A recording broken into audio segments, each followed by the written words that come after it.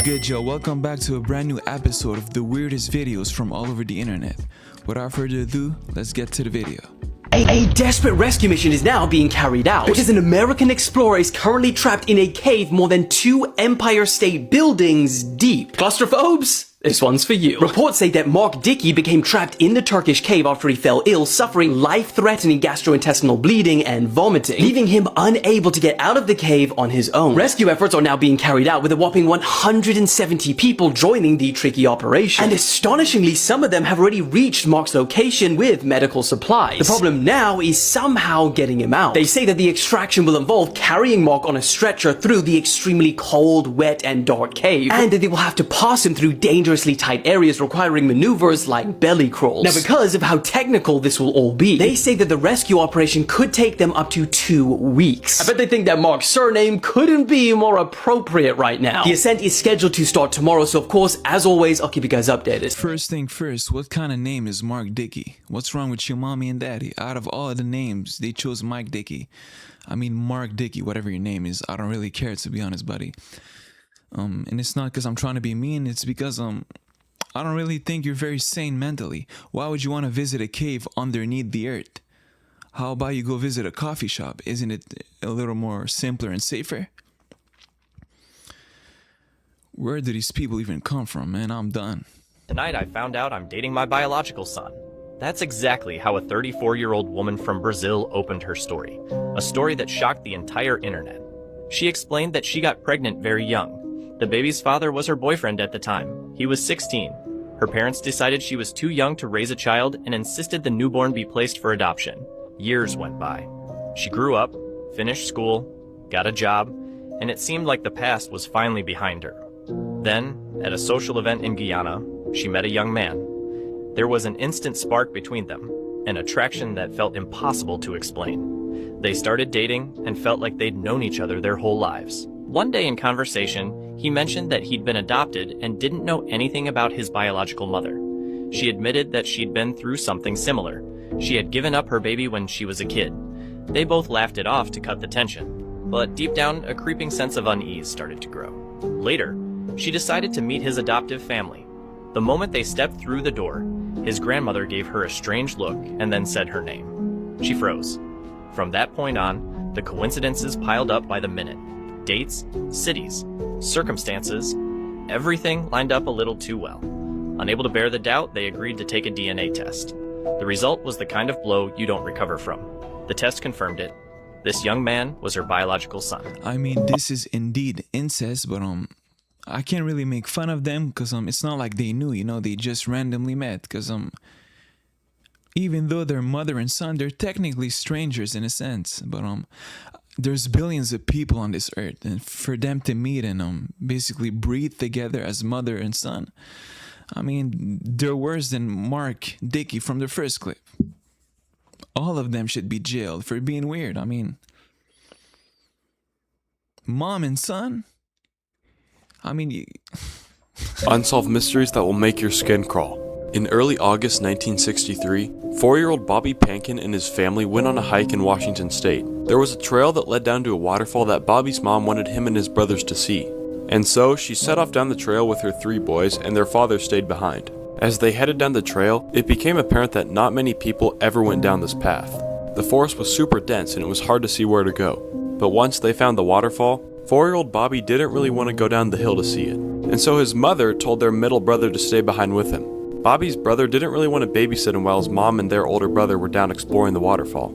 And so after a couple of minutes, he decided to leave Bobby behind and go explore. Their mother was mad, and when they went back up the trail to find Bobby, he was gone. They searched and yelled out his name, but there wasn't any reply. Police conducted a 7-day search for Bobby and they couldn't find anything. Nothing, not even blood, was left behind. And after almost 60 years, the mystery has never been solved. What do you think happened? I hate these types of videos, to be honest. He was like, what do you think happened? I mean, why does everything have to be a conspiracy? I think we can all agree that it's very obvious what happened to him. 2 things could have happened to him. He either got eaten by a grizzly bear or Pennywise took him. What else could happen in forests? I mean, the whole family's twisted mentally. I'm conflicted. I don't know if I should say shout out Bobby or RIP. I don't want him to be dead, but it's looking this way. The whole family's dumb. Y'all should have listened to Bobby. Stop visiting caves and exploring forests. You don't want to find out what lives in there. They don't look good, tell you that much. And they gonna eat you, just like they ate Bobby. Listen to me, I'm a scientist. Scary Facts About North Korea, Part 4. Elections are held every 5 years in North Korea, but only one name appears on the ballot, and that name is Kim Jong-un. If the voter wishes to choose somebody else, they could cross out Kim Jong-un's name and write somebody else's, but everybody would know that you voted for somebody different because government officials watch you vote, and then something terrible could happen to you or your family. North Korea hires about 2,000 attractive women as part of a pleasure squad who provide entertainment and sexual services for the top officials. The year in North Korea is 109 and not 2020 because the country marks years from the birth of Kim Il-sung and not Jesus. This is extremely creepy, and I feel bad that the citizens are that brainwashed. Who knew that the Koreans are out there literally having an election every 5 years? But there's only one participant. Over and over again. I mean, I don't want to call them dumb, but they dumb, you know what I mean? Like, oh, who you vote for? Meanwhile, there's only one president. Like, am I slow mentally or are they slow mentally? Or maybe I shouldn't disrespect the president. He's probably gonna execute me. Oops.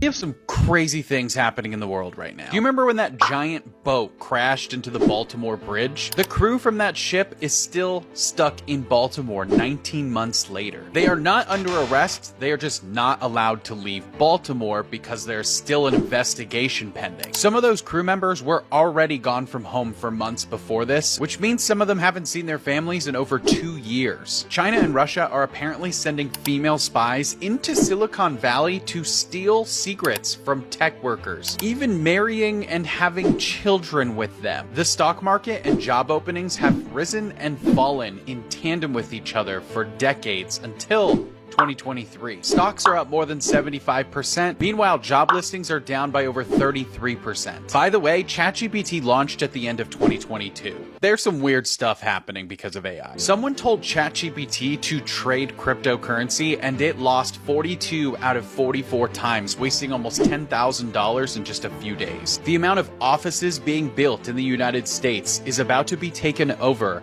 by the amount of data centers in the United States being built. Okay, so regarding the spies traveling all over the place, marrying and conceiving babies, literally making families with them, people who they don't even love just so they can extract a little bit of worthless information from them is crazy. Like, might as well start an OnlyFans. It will be a way better choice of career for you. What are you doing out here making babies for no reason? Like, what's so special about the information that these individuals possess? Excuse my stuttering. Building families for nothing. Could never be me. Creepy fact about zodiac signs. Gemini, two-faced.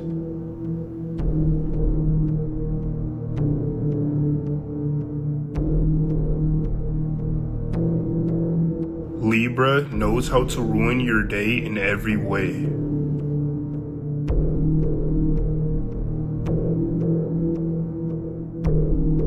Aquarius, very manipulative.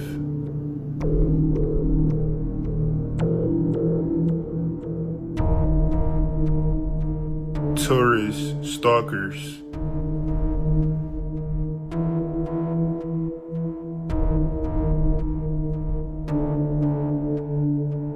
Cancer, obsessive in relationships.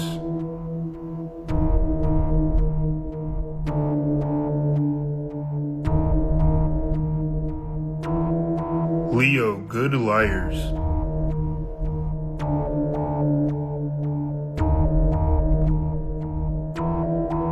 To be honest, when it comes to me, I don't really believe in these zodiac signs, whatever they call them, but I'm a Libra. Even though I don't believe in them, I'm a Libra. And the dude said the Libras ruin people's days. I guess it's kind of true, to be honest. I do agree, because based on the comments that I read of these haters, I do be ruining their days once they see me in these videos. So it could be true. You never know. I'm a Libra. Hopefully I didn't ruin your day. Just like to be honest, I kind of ruined this video because I'm in it. You know, I'm a Libra. What do you want me to do? Sorry. This is how an ancient construction method may have caused one of the deadliest fires in Hong Kong's modern history. This morning, the world is waking up to scenes of body bags being placed in ambulances, and not one or two, but 7 massive high-rises still on fire as we enter its second day. The death toll keeps rising. We're currently at 55, but considering that 300 are still missing, it's likely to keep rising. So what the hell happened? Well, in a pretty eerie turn of events, just 2 days before these fires broke out, an article was published explaining how Hong Kong is trying to phase out the traditional bamboo scaffolding, which is a technique dating all the way back to the Han Dynasty 2,000 years ago, due to fire risks and safety weaknesses. Now, mainland China banned the use of bamboo scaffolding in 2022, but whenever there were talks of the same being done in Hong Kong, there's been huge backlash from residents saying that the technique has cultural heritage and it needs to be maintained, as well as many pointing to the fact that a disaster like this is actually extremely rare in Hong Kong. But just days after that article was written, those worst case predictions came true. A fire is believed to have started on just one of the building's exterior scaffolding, but due to the bamboo and the mesh wrapped around it being so highly flammable, for example, this is what the building looked like just days before, it spread rapidly from building to building until 7 out of 8 apartments in the Wang Fuk Court complex were completely engulfed. People were trapped, screaming for help on top of the buildings, and firefighters couldn't even enter. It was burning so hot. Now, today, police have arrested 3 men from the construction company for gross negligence and manslaughter, saying that the protective mesh wrapped around the bamboo might have not met fire standards, but also that some windows were sealed with a foam material. And now, yet again, this has ignited a fierce debate. Is the bamboo scaffolding and mesh to blame? And if so, should it be banned or not? Well, yo, I mean, I really can't make fun of this one. There's nothing funny about it. A lot of people lost their lives, but I still don't get what happened. Burned down, I guess, but for some reason I feel like Mark Dickies from the first clip did it, but I can't prove it though. But I mean, it has to be. It gots to be Mark's Dickey. Who else? Who other than Mark? Only someone named Mark Dickey is gonna burn buildings in China. I can't prove it though. But once again, I may be slow mentally. Don't take my word for it. Do your own research. But I know I'm right. Dickie. A TikToker faked having cancer in order to trick people out of money via a fundraising page. A TikToker from Iowa called Madison Russo was arrested in January this year after faking having pancreatic cancer. She did this in October 2022 when she was a university student. She claimed on social media that she had been diagnosed with the life-threatening condition. Initially, people believed her, but then medical professionals came forward to cast doubt over her claims. They stated that there were medical discrepancies in her story. Police then actually got involved and looked at her medical records, which confirmed that she had never been diagnosed with cancer. She was charged with theft by means of deception for using the fake illness to raise nearly $38,000 from kind donors online. She had set up a GoFundMe in order to obtain money and has now been ordered to pay restitution. She was recently given a 10-year suspension.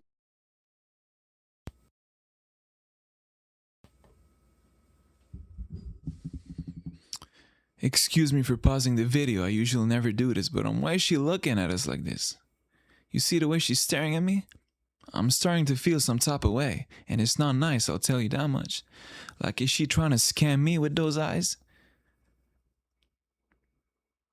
You devil. Sentence, and the judge ordered her to pay the restitution and over $1,000 fine. She will also have to complete 100 hours of community service. The judge stated that she had taken part in a criminal scheme and that serious crimes must have serious consequences. The judge stated that she had deceived friends, family, her community, other cancer victims, charities, and strangers. What would you do if you were the guy who filmed this?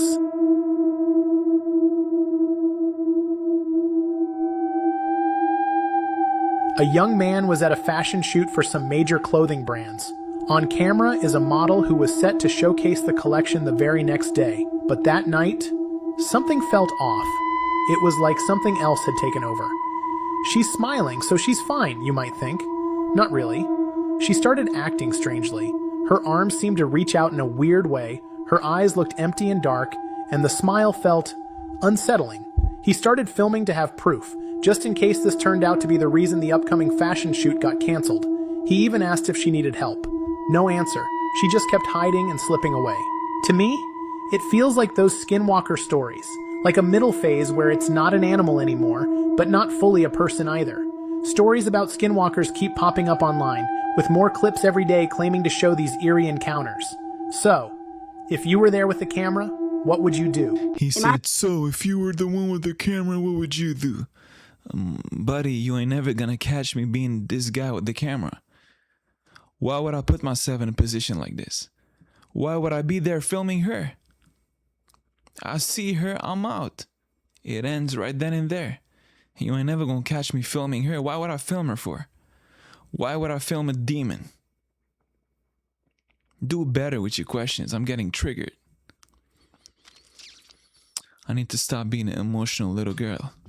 Imagine falling to your death from a roller coaster. I never really trust those T-bars on roller coasters that are meant to keep you in, and now I know that my instincts about them were right. The Superman ride opened in 2000 at the Six Flags Amusement Park, just outside of Springfield near Boston.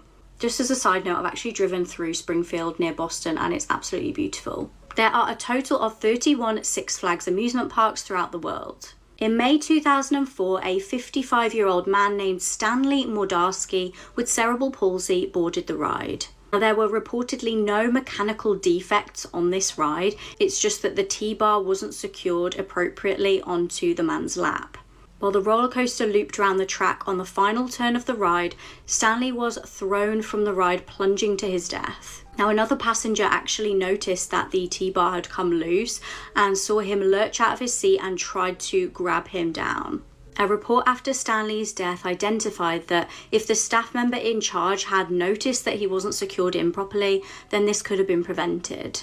The report recommended banning the use of T-bars as a primary method of restraint. The ride was shut down following the incident. I mean, what's with these weird names in this video? It kind of fits, to be honest, because we are indeed reacting to weird videos from all over the internet. But I've never heard about these names before. Mark Dickies and Stanley McBalski. Damn. They're probably common names. I don't know. It's weird, though. Y'all agree or not? I'm feeling alone right now. Am I stupid? Stanley McBalski and Mark Dickies. Like your mom, couldn't your mommy just have named you, I don't know, Michael Thomas, you know? John Lennon? No, it had to be Stanley McBalski.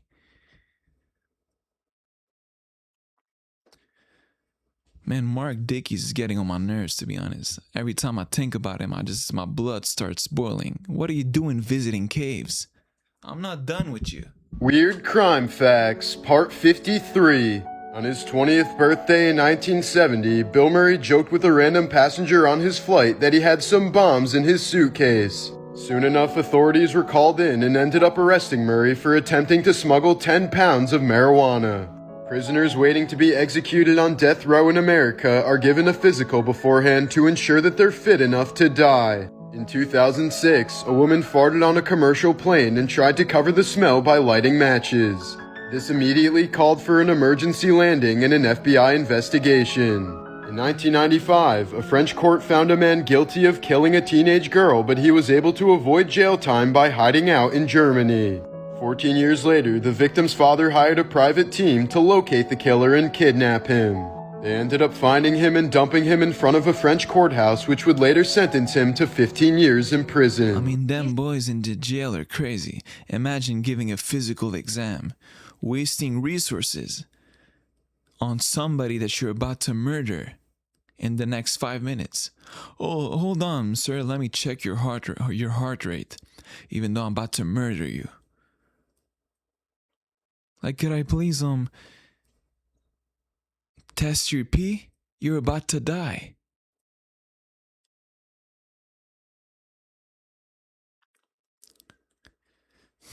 Possible serial killer. This girl named Tiffany Matthews made a video talking about when she was in college, she went on a date with this guy and immediately started to notice red flags.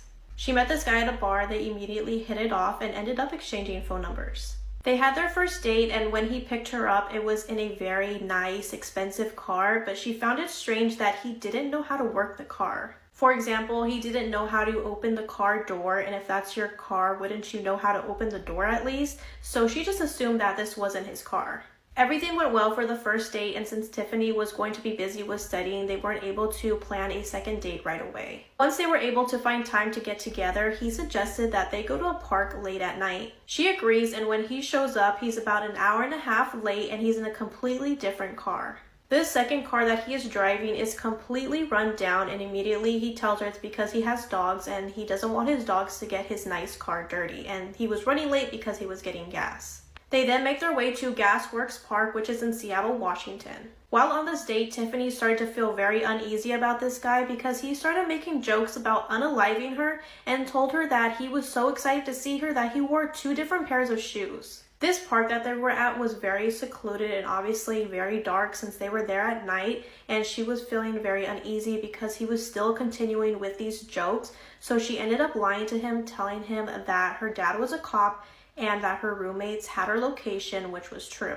He replied to her saying, well, how accurate is your location? Which is a very odd thing to say. At this point, Tiffany is thinking of any kind of way she can get away from this date, so she just tells him that she needs to study and needs to go back home. Tiffany does not want to go back into this car with this guy and would rather just walk home, but then she remembers that she left her purse in his car, so she has no choice but to go back to his car. When they arrived at his car, she opened the door and grabbed her purse, and she just happened to look up at the gas gauge and it was nearly empty. At this point, Tiffany felt her heart drop because he had told her he was running late because he was getting gas, so now that she knew that he was lying, what was he really doing that whole time? Luckily, right next to this guy's car was another car parked with a couple inside, so Tiffany knocks on their window and asks if she can wait with them until her ride comes because she's feeling unsafe on her date.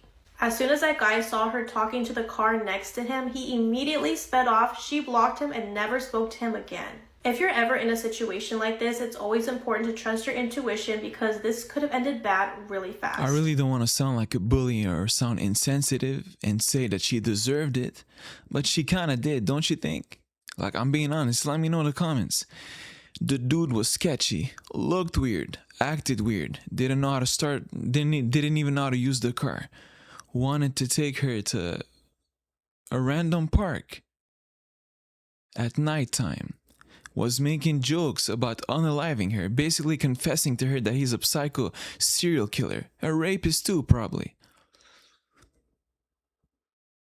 And she still went. I mean, paid the price, I guess. I mean, I don't wish her harm, but she kind of did this to herself. And he's probably ugly too, to be honest. Only ugly dudes, they abuse women. I've never seen a pretty one. That was cringy. Forgive me. Father and son tortured 4 families and murdered 3 people together. The father's name was Joseph Callinger, and he was from Philadelphia, Pennsylvania. Born in the year 1935, ironically in the same neighborhood that I live in, Joseph Callinger was always troubled. When he was a kid, Joseph dreamed of being a playwright or an intellectual. He wanted to make something of himself. But behind the scenes, his childhood was not rosy. You see, when he was young, Joseph was placed in foster care and he was eventually adopted, but his adopted family was atrocious. They tortured Joseph. They would make him kneel on jagged rocks. They would make him consume human feces. They would burn him with irons and basically torture him. And when he was only 9,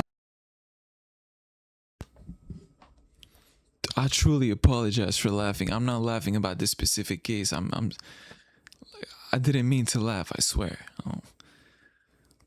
I would never make fun of abuse or like a child being tortured. It's just you're just not gonna get it. But I just want y'all to know that I'm not making fun of this. 9 years old, Joseph Callinger was sexually assaulted by a group of boys. And the abuse that Joseph suffered at the hands of his adopted parents would eventually come back to haunt him when later in life he would commit a string of disgusting crimes with his own son. But we'll talk about that in a second.